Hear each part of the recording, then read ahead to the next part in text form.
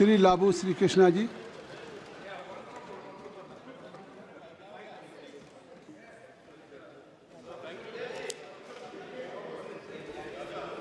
Sir, thank you for giving me this opportunity to speak on motion of thanks on the President's address, sir.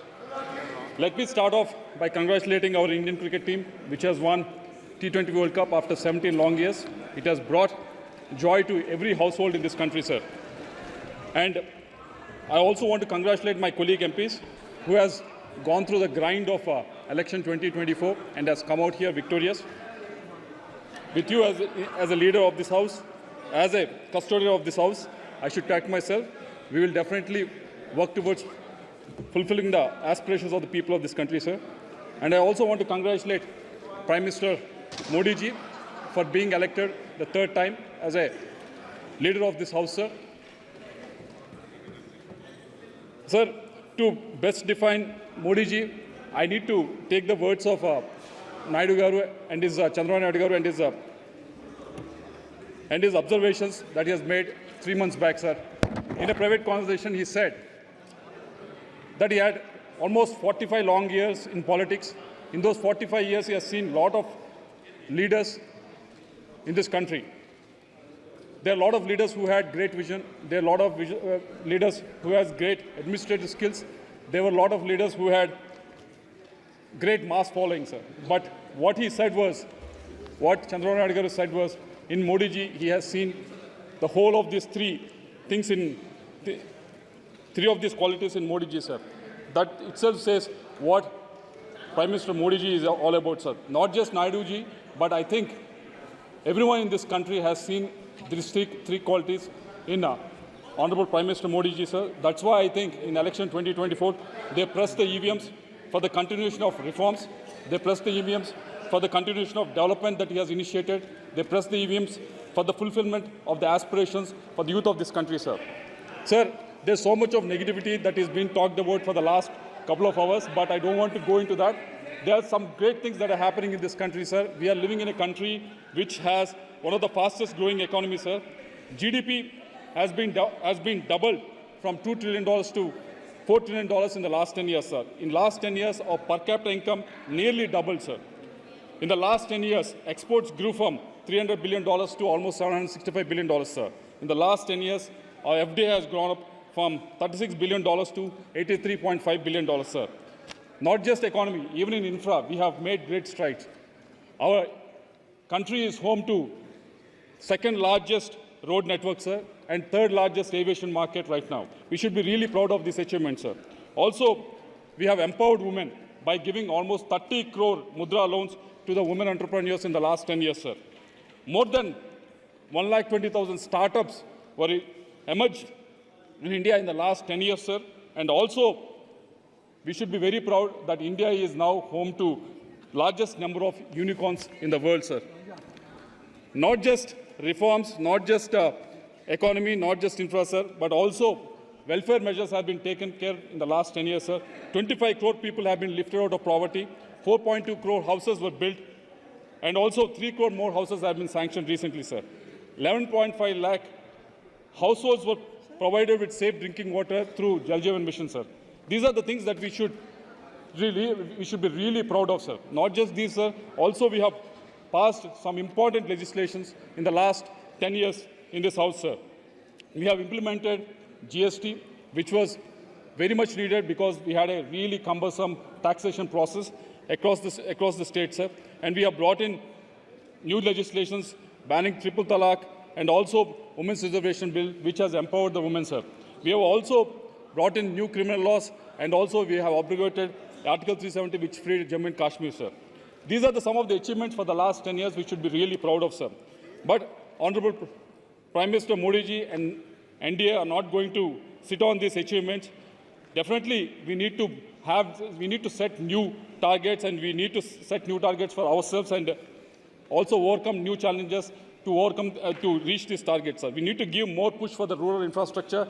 We need to invest in rural education. We need to invest in the rural healthcare, and also we need to invest in the rural digital infrastructure, sir. We need to do more to double the farmers' income rather than just thinking about it. We need to take on unemployment and create more jobs to the youth of this country, sir. We also need to bring more vigor in the manufacturing sector, sir. PLI scheme is a good start, but we need to remember our MSMEs are working with the highest interest rates in the world, sir, highest power charges, highest difficult labor laws, and our MSMEs are working with one of the costliest logistics anywhere in the world, sir. So I think we need to sit together, not just as opposition, also sit together and actually try to come up with this solution and come up with these policies so that our MSMEs are much more competitive across the world, sir. Also, the government under Honorable Prime Minister Modi ji need to address these issues to build a strong, robust India so that India will become Viksit Bharat, sir. TDP as an NDA partner will support you in this endeavor all through for the next 5 years. People of Andhra wants to work with you. People of Andhra wants to work with you, sir. People of Andhra have shown it in the recent election results also. Out of 175 assembly seats that we have contested, NDA has won almost 164 seats in Andhra, sir. In the 25 parliament seats NDA has contested, NDA has won 21 parliament seats, sir. That is a success rate of more than 90% success rate in Andhra Pradesh, and also 56% vote share has been given to the NDA, sir. So these are the achievements. These are the electoral results that have happened in the recent elections, sir. So now the election process has been finished. I request the Honorable Prime Minister and the other cabinet ministers to extend a helping hand in reconstruction and rebuilding of Andhra Pradesh, sir. I have used the word reconstruction and rebuilding. It's a very strong word because we are faced with two issues, sir. The first issue being, you all know, we have been talking about this for the last 5 years, and my senior colleagues have been talking about for the last 10 years, about revenue deficit that Andhra Pradesh is facing for the last 10 years, sir. We are struggling with this, so I request the Finance Ministry to actually release the revenue deficit, whatever we are facing, the gap that is supposed to be released almost 7 to 8 years back. We expect them to release it, sir. And also the second problem that we are actually facing is with respect to the debt that we are facing to the tune of 13.5 lakh crores, sir.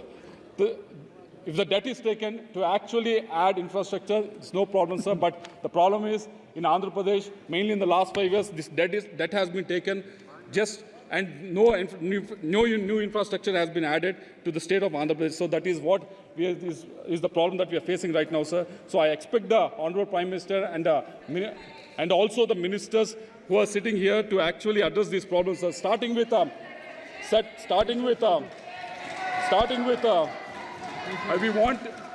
we want the minister, Jal Shakti minister, to actually look into Polavaram project, sir, which is a. We'll definitely talk about everything. We won't talk everything negative. We want to talk about something positive also. Let's have patience, okay? Hey, please address to the chair. Don't spend too much time talking negativity. Please, honorable member, address to the chair. They're happy talking about negative stuff, sir. No, they may be happy, but chair is not happy. We just finished our election. Let us demand for what we need to get it from Andhra Pradesh. You know what is the vote share? Your vote share is 0.7% or something. So honorable member, please address the chair. No cross tax. No cross tax. We wanted to address the chair. Sir, look at this. Please address the chair. Sir, I request the Jal Shakti Ministry, sir, to actually look at the national project that is Polavaram, sir. It is being lying in the limbo for the last 5 years, sir. No progress has been made. I thank Jal Shakti Ministry for sending a new team so that they can inspect and assess the situation on ground, sir. But we want it to be expedited because this is a project that can give irrigation water to almost 4.3 lakh hectares in the state, sir, and also provide drinking water to almost 28.5 lakh houses also, sir, and also 960 megawatt of hydel power also can be created through this, sir. So this is a national project that is being lying in the limbo for the last 5 years. So we want this project to be expedited, sir. Also, we want to request the Housing and Urban Affairs Ministry to actually look at our capital, Amaravati, sir. It has been 33,000 acres of land has been given by the farmers, free of cost. They have not taken a single rupee also, sir. Expecting that capital will be built as soon as possible, sir. We expect funds to be given from Housing and Urban Ministry so that this capital that has to be built in Andhra Pradesh will be finished as soon as possible, because Andhra Pradesh has bifurcated almost 10 years back, but still we are running a state without a capital, sir. Coming to the industrial corridor that has been promised from Chennai to Visakhapatnam. which connects Vishakhapatnam Port, Kakinada Port, and also the new and upcoming Machilipatnam Port, Krishnapatnam Port. All these ports will become connected. So this will actually give a fillip for the term look east, sir. If this corridor can be finished, we can actually bring in investment, we can actually bring in new industry to this area to actually get connected with the East Asian countries as well, sir. So we expect the ministry to look into it and also the treasury ministers to look into it, sir. Regarding national highway projects that have been sanctioned to Andhra Pradesh, there is a ceiling that has been put for Andhra Pradesh, sir. The ceiling has been put for 2024-25 at 4,700 crores. We want this ceiling to be lifted so that more funds can be given to Andhra Pradesh, because my constituency itself in the last 4 or 5 years, you have given projects worth 2,000 crores. So if you put a ceiling of 4,700 crores for the whole state, when do you expect these highway projects to be finished? So we want this ceiling to be lifted. Also coming to the Education Minister, I think he is also here.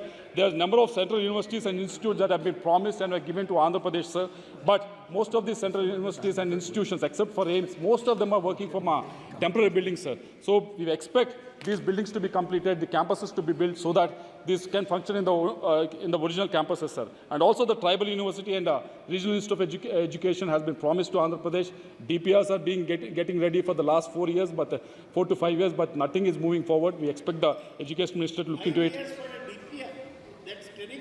So we want the Education Minister to actually move it forward, sir. Coming to the Greenfield crude oil refinery and petrochemical complex that have been promised to in the area of Kakinada, we want it to be expedited so that more investment can come in, more revenue can come in, and more employment coming into the region. I just conclude, sir. Last point, sir. No. You are in the government. You can meet the ministers. A lot of times I have 30 minutes, sir. Rajaji, you spoke. You can get it.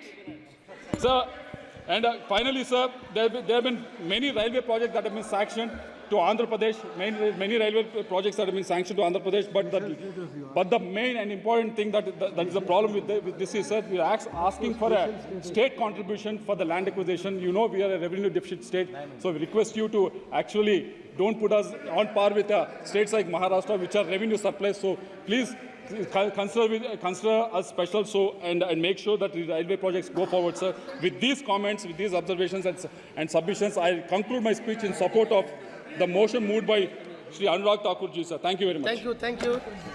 Shri Rajiv Ranjan Singh, Honorable Member.